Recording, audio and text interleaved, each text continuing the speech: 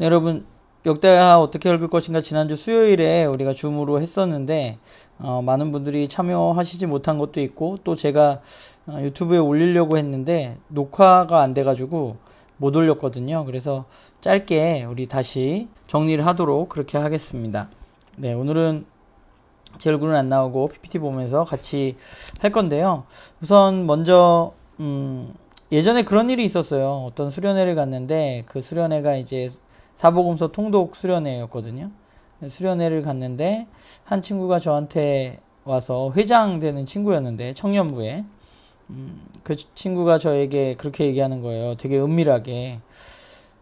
전도사님, 복음서를 읽다 보니까 마태복음에 있는 게 마가복음에도 있고, 마가복음에 있는 게 누가복음에도 있고, 다 똑같은 얘기네요. 이렇게 얘기를 했던 기억이 납니다. 굉장히 부끄러워하면서.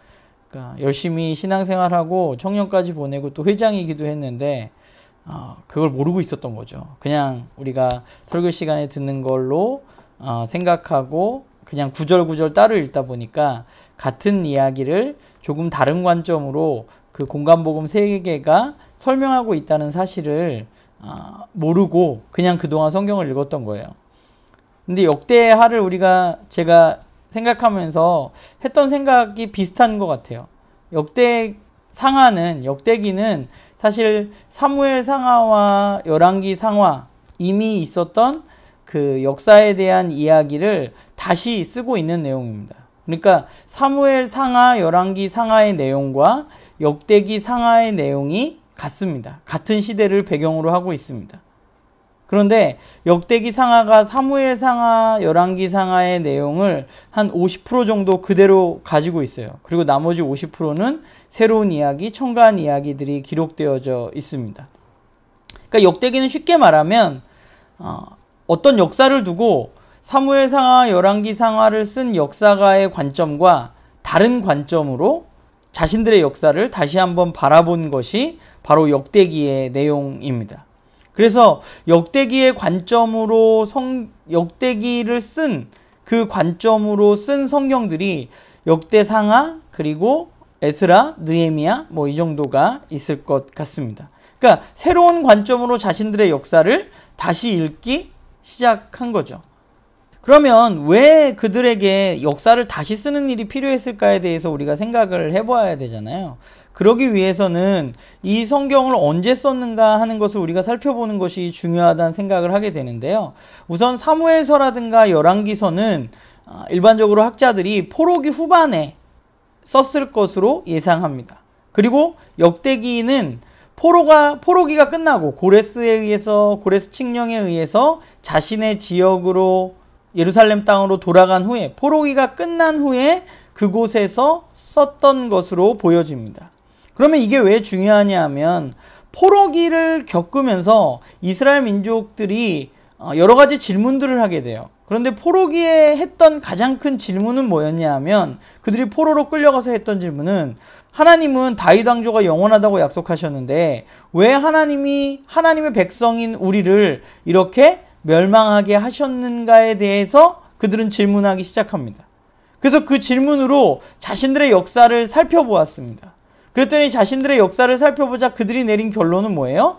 과거에 자신들의 조상들이 하나님이 아닌 우상을 숭배하고 또 온전하게 하나님을 예배하지 못한 것, 그러니까 삶으로 그들이 정의와 공의를 행하지 못한 자신들의 문제 때문에 자신들이 멸망하게 되었다는 그런 결론을 내리게 돼요. 그래서 사무엘 상하와 열왕기 상하를 그들이 그곳에서 편집하고 집필하면서 그 문제에 대해서 관심을 갖고 그 문제에 대해서 답을 내리고 있는 거죠. 우리가 왜 멸망했어? 하나님을 섬기지 않고 우상을 숭배했기 때문에. 우리의 삶에서 우리가 예배는 열심히 드린 것 같지만 사실은 하나님 원하시는 것은 공의와 정의의 삶을 행하는 것이었어 라는 생각을 그들이 하게 되고, 그런 마음으로 그들이 쓴 것이 바로 역사서, 사무엘서와 열왕기서입니다. 그런데 역대기는 시대가 바뀌었잖아요. 이제 포로기가 끝났어요. 그리고 돌아왔습니다. 고레스가 너희들 땅으로 돌아가서 너희들이 성전을 지어도 좋다라고 이야기해서 그들이 자신의 땅으로 돌아왔습니다. 예루살렘 땅으로 돌아왔어요. 그래서 예루살렘 땅에서 성전을 짓고 그곳에서 살아가는데, 문제는 또 뭐였냐면 그 성전이 자신들이 지었던, 원래 솔로몬이 지었던 그 성전과 비교할 수 없을 만큼 초라했고, 또 한 가지는 여전히 자신들의 주권이 회복되어지지 않는 것이죠. 자신들은 지금 왕이 없잖아요. 지금 페르시아라는 고레스 왕의 통치를 받고 있었던, 여전히 성전을 짓긴 했지만, 돌아오기는 했지만 식민 상황 가운데 그들은 놓여 있게 되었던 것이죠. 그래서 그들은 그곳에 돌아와서 성전을 짓고 또 자신들의 상황을 바라보면서 했던 그들의 질문이 뭐였냐면, 자, 이제 우리가 돌아오기는 했는데 여전히 우리의 주권은 회복되지 않았고, 그러면 이제 우리가 어떻게 살아야지 될 것인가에 대해서 그들은 질문하기 시작하는 거죠. 미래를 위해서 우리는 어떻게 현재 살아야 되느냐에 대해서 그들이 질문하기 시작한 것이고, 그 질문에 대해서, 그 질문을 가지고 자신들의 역사를 다시 한번 바라보니까 자신들의 역사에서 자신들이 걸어가야 할 길을 그들은 발견하게 된 것입니다. 그 질문에 대해서 발견한 가장 중요한 답은 무엇이었냐면, 성전이 그들에게 중요하다는 사실을 깨닫게 됐어요. 하나님이 함께 하심, 하나님께 예배하는 삶이 자신들에게 있어서, 우리가 이제는 하나님을 성전을 통해서 하나님의 임재 가운데 하나님을 온전히 예배하는 예배 공동체로 살아가지 않는다면 우리는 희망이 없다라고 생각하게 된 거죠. 그래서 역대상, 역대하를 살펴보면 가장 중요하게 중점을 두고 있는 것이 뭐냐 하면 바로 성전을 건축하는 것이고 성전이에요. 그래서 역대상하가 다윗 왕과 솔로몬 왕을 굉장히 강조하고 있는데, 그 강조의 이유는 다른 것이 아니라 다윗은 그 성전을 짓기 위한 마음을 품고 그것을 계획했던 사람이고, 또 솔로몬은 그것을 이어받아서 성전을 건축했던 사람이 바로 솔로몬이기 때문에 다윗과 솔로몬에 대해서 굉장히 강조하고 있는 거죠. 가장 이상적인 왕. 왜냐하면 성전을 중요하게 생각하고 성전을 그들이 계획하고 지었기 때문에 우리는 그리로 가야 해 라고 생각하면서 그들은 다윗과 솔로몬을 강조하게 된 거죠. 성전을 강조하면서.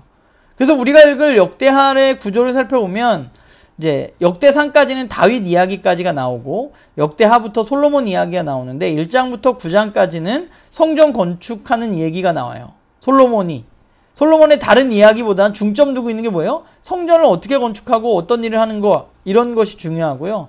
그 다음에 10장부터 22장까지는 남유다의 초기 왕들이 기록되어져 있습니다. 그리고 23장부터 28장까지는 그 다음 왕, 29장부터 30장까지는 또 여기 표에 나와 있는 대로 다음 왕. 그래서 36장까지 이스라엘의 왕들, 특별히 역대기가 사무엘상하 또 열왕기상하랑 다른 점은 남쪽에 있는 역사만 그들이 기록하고 있습니다. 그래서 역대기가 어떻게 끝나냐 하면 36장 22절 23절의 맨 마지막에 고레스가 너희들 다시 돌아가서 성전 지어도 돼 라는 이야기로 역대기가 마무리되어지는 거죠. 그러니까 역대하 같은 경우는 성전 건축으로 시작해서 그 성전이 무너지고 그리고 성전을 다시금 지을 수 있는 그런 명령을 받은 것으로 역대하가 끝나게 되는 것입니다. 그렇기 때문에 역대기가 또 하나 강조하고 있는 중요한 사실은 과거보다는 열왕기상하나 사무엘상하가 과거에 우리가 뭘 잘못해서 이렇게 됐는가에 집중해 있었다면 역대기는 오늘 우리는 어떻게 살아야 할 것인가에 대해서 굉장히 집중하고 있습니다. 그래서 이야기하고 있는 굉장히 중요한 것이 무엇이냐면 회개하는 것입니다. 하나님 앞에 우리가 온전히 돌이키면 하나님이 즉각적으로 그것에 대해서 응답해 주신다고 강조해서 이야기하고 있어요. 그래서 왕들이 회개를 하거나 누군가가 회개를 하면 하나님이 그 왕이 회개한 즉시 그 문제를 해결해 주시는 경우가 역대기에는 굉장히 많이 나와요. 그러니까 역대기를 쓴 역대기의 사가가 자신의 역사를 보면서 기억하고 우리가 나아가야 할 방향은 뭐예요? 성전 중심의 예배 공동체로 우리가 나아가야 하는데 하나님은 어떤 분이냐? 우리가 돌이키고 하나님께 돌아가면 그분은 언제든지 받아주시는 분이기 때문에 우리는 지금 하나님께 온전히 예배하고 오늘 우리가 잘못된 것이 있다면 바로바로 돌이키는 일들이 우리 가운데 필요하다라고 이야기하고 있는 거죠. 그래서 역사를 쓰면서 그가 그런 관점으로 역사를 쓰고 있는 거예요. 그래서 대표적으로 하나만 살펴보면 므낫세 같은 왕은 사실은 열왕기 하에 보면 남유다의 왕 중에 가장 악독한 왕으로 나오거든요. 그런데 역대하 33장에 므낫세에 대해서 다시 이야기하고 있는데 그 므낫세가 초반에 굉장히 나쁜 일들을 많이 합니다. 이방 우상들을 섬기고 뭐 산당을 짓고 바알을 섬기고 이런 일들을 많이 하는데 그냥 거기서 끝나는 것이 아니라 역대하 33장 뒷부분에 보면 그로 인해서 그가 어려움을 겪게 되자 하나님 앞에 간구하고 그가 겸손한 마음으로 회개했을 때 하나님이 그의 기도를 받으시고 그가 다시 왕위에 앉게 하시고 므낫세가 하나님을 깨닫게 되었다고 이야기하고 있거든요. 그러니까 역대기 저자가 봤을 때는 돌이키면 하나님은 언제든지 받아주시고 인정하게 된다는 것이죠. 그러면 이제 우리는 역대하를 읽는데 우리는 역대기를 어떻게 읽을 것인가를 짧게 생각해 보면 우선 가장 첫 번째로는 제가 지금 말씀드렸던 그런 역사적인 상황을 우리가 고려하면서 읽어야 합니다. 어떤 역사를 바라보는 이 글을 쓴 사람의 의도가 분명히 있거든요. 그래서 그 역사가의 상황, 당시의 상황을 우리가 좀 염두에 두면서 역대기를 읽으면 그 상황들을 조금 우리가 이해할 수 있을 것 같아요. 그러니까 이게 왜 사무엘상하랑 열왕기상하랑 역대기랑 같은 역사인데 달라? 이렇게 우리가 생각할 게 아니라 어떤 관점으로 이 사람이 역사를 바라보고 있느냐 생각하면서 읽으면 좋을 것 같고요. 두 번째는 열왕기서와 좀 비교하면서 읽으면 재밌을 것 같아요. 여러분들이 좀 시간을 내서 그 역대기를 읽다 보면 그 위에 그 성경에 보면 열왕기 어디에 나와 있는지 대부분 다 나와 있거든요. 대부분 성경은. 그러니까 여러분들이 성경을 읽을 때 특별히 역대하는 열왕기서에 나와 있으니까 열왕기서와 비교해 가면서 읽으면 좀 재미있게 우리가 이렇게도 볼 수 있고 이렇게도 바라보는구나 생각할 수 있을 것 같습니다.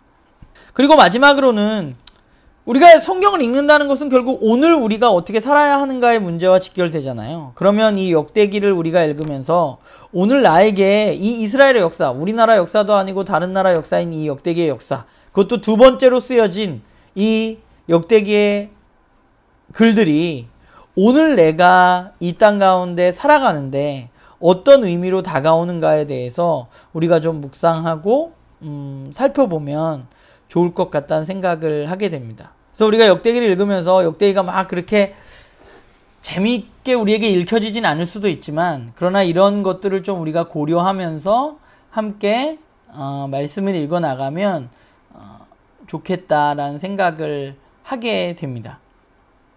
여러분들 아무튼 내일부터 우리가 역대하를 읽게 될 텐데 여러분 그 역대하를 읽는 가운데 그들에게 역사하셨던 그 하나님이 우리들에게도 오늘 동일하게 함께 하신다는 사실을 우리가 기억하고 그 말씀을 우리가 함께 읽어나가면 좋겠습니다.